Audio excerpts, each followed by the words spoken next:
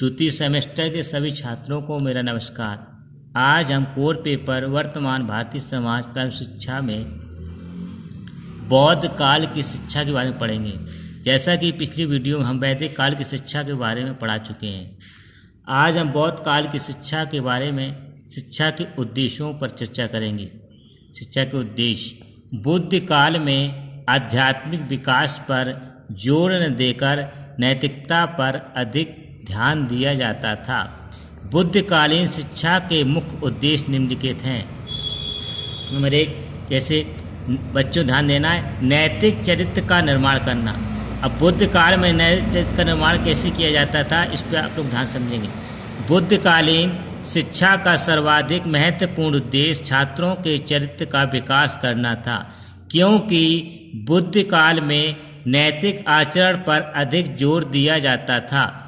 इसलिए शिक्षा की सहायता से छात्रों में कर्तव्य पालन, सत्य बोलने, धर्माचरण करने संबंधी नैतिक गुणों का विकास किया जाता था, जिससे छात्रों में नैतिकता का गुण आ जाए। नेक्स्ट है बच्चों, नेक्स्ट हेडिंग है बौद्ध धर्म का प्रसार करना। यानी बौद्ध काल की शिक्षा का प्रमुख उद्देश्य ये भी था कि बौद्ध धर्म का प्रसार किया जाए। वो कैसे किया जाए, इसको आप लोग समझेंगे। बौद्ध कालीन शिक्षा संस्थाओं को बौद्ध मठ कहा जाता था तथा बौद्ध मठ की स्थापना वास्तव में बौद्ध धर्म के प्रचार प्रसार के लिए बौद्ध भिक्षुओं को तैयार करने के लिए की गई थी। प्रारंभ में बौद्ध मठों में केवल बौद्ध भिक्षुओं को प्रवेश दिया जाता था, अतः इन बौद्ध मठों में दी जाने वाली शिक्षा का मुख्य उद्देश्य बौद्ध धर्म का प्रचार प्रसार करना था।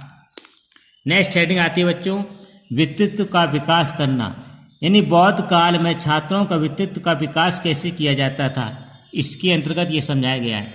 बौद्ध कालीन शिक्षा का एक मुख्य लक्ष्य छात्रों के व्यक्तित्व का विकास करना भी था।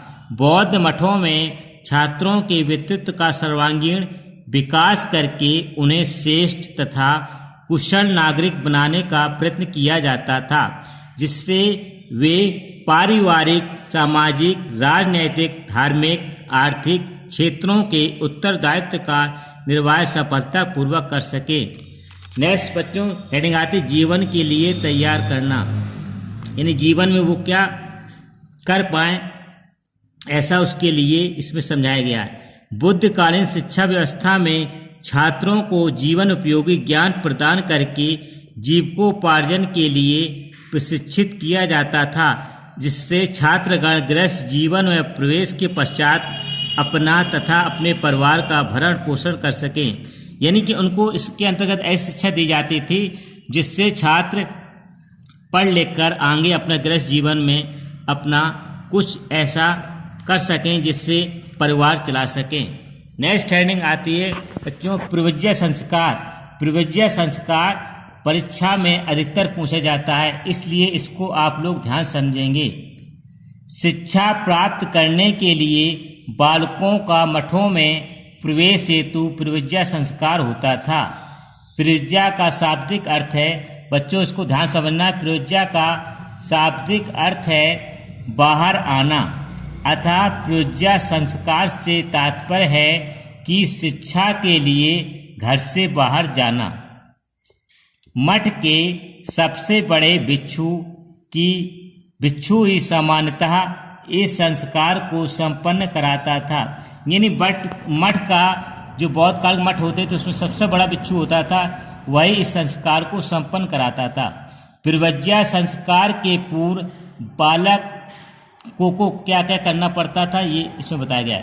प्रविज्या संस्कार के पूर्व बालक को सिर के बाल मुड़वाना पड़ते थे तथा पीले वस्त्र धारण कर भिक्षु के चरणों में, भिक्षु मतलब जो बौद्ध मत का सबसे बड़ा भिक्षु होता था, भिक्षु के चरणों में माथा टेक कर शरण त्रय लेता था। अर्थात शरण त्रय का मतलब है बालक से बुद्धम शरणम गच्छामि, धम्मम शरणम गच्छामि, संगम शरणम गच्छामि का उच्चारण करना था। प्रविज्या संस्कार 8 वर्ष के बालक को दी जाती थी। इसको आप लोग ध्यान से याद करेंगे।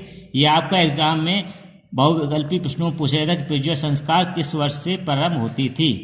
नेक्स्ट हेडिंग आती है बच्चों छात्रों की दिनचर्या, यानी बौद्ध काल में छात्रों की दिनचर्या कैसे होती थी, इसमें समझाया गया है। सामनेर किनको कहा जाता था? छात्रों को। तो हमेशा आप लोगों को बच्चों बात याद रखनी है कि जब भी परीक्षा में सामनेर शब्द आए तो उसका मतलब बौद्ध काल में सामनेर छात्रों को कहा जाता था।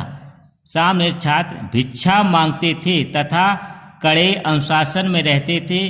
प्रातः काल गुरु के लिए दातून स्नान की नित्य कर्मों की व्यवस्था करके भोजन की व्यवस्था करते थे।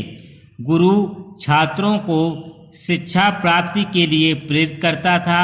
वह एक प्रकार का प्रेरणादायक वातावरण तैयार करता था, यानी वहाँ का गुरुकुल का ऐसा वातावरण तैयार करता था शिक्षक, जिससे छात्र को आसानी रहे शिक्षा प्राप्त करने के लिए और वो उत्साहित भी रहे कि मुझे शिक्षा ग्रहण निश्चित ही करनी है, जिससे छात्र अत्यधिक ज्ञान प्राप्त कर सके। छात्र जानने की इच्छा से जो भी प्रश्न करते थे गुरु उनका उपदेश के रूप में देता था। सामनेर अर्थात छात्र को 10 आदेशों का पालन करना आवश्यक था। ये 10 आदेश यानी जो शिक्षा में दिए जाते शिक्षा प्रति निम्नलिखित थे। जैसे नंबर 1 जो भी आदेश पालन करते थे वो कौन कौन थे, इसको आप लोग छात्र ध्यान समझेंगे। नंबर 1 अहिंसा का पालन करना, शुद्ध उच्चारण करना, शुद्ध आचरण करना, सत्य बोलना, शुद्ध आहार करना, मादक पदार्थों से दूर रहना, निंदा न करना, सरल जीवन व्यतीत करना, नृत्य तमाशा को न देखना, अपरिग्रह अर्थात बिना दिए किसी वस्तु को न लेना, सोना चांदी हीरे जैसे बहुमूल्य वस्तुओं का दान न देना। तब तक के लिए नमस्कार। नेक्स्ट वीडियो में आप लोगों से फिर मिलेंगे।